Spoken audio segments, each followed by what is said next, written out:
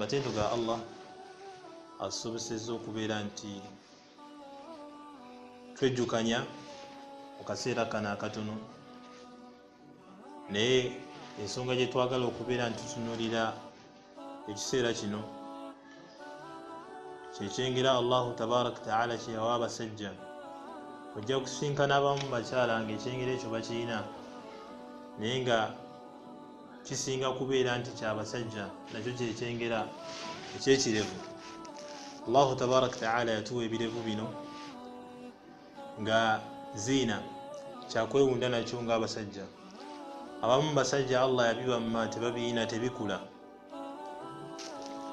naye abamu bakyala Allah yabagerera ne babeera nti omukyala amera ebirevu, naye si kya butonde oba lwakuba olususu lwetyo Allah lwe yalumuwa lubeera nti luvaamu ebirevu ebifuluma ku ki. Ekirevu kyeki kino ekimera ku matama g'omuntu, naye ekirevu ekyo bw'oba okyali muto era kiba kya black, naye bw'okula kifuuka ekyaki. Bw'ogenda okula niye obanga oli muto, mulimu abaana abamera envi mirevu byabwe nga bato tannakula nnyo, oba envi ne zimera mu mutwe.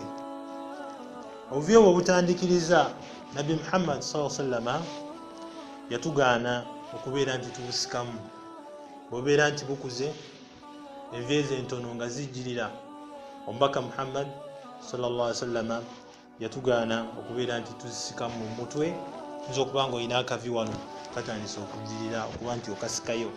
Nabbi agamba la tantifu ashaiba, temukola ki, temumanyanga envi. fa innahu nuru lmuslim yauma alqiyama, oluvi olwo kitangaala kyo ku lunaku lw'enkomerero.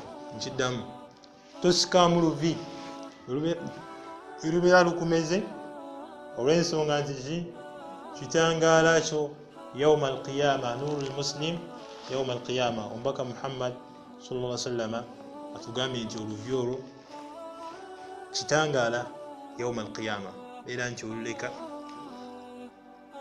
ebiseera ebisinga abazisikamu ate zeyongera bweyongezibwa, olukuula nga lumerewala, olukuula luleke lukule.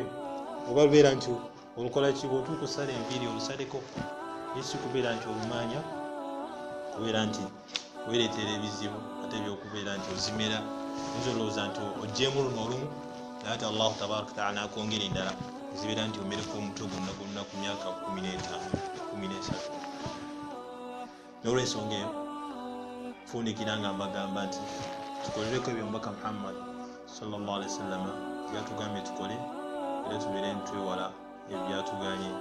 Assalamu alaikum wa rahmatullahi wa barakatuh.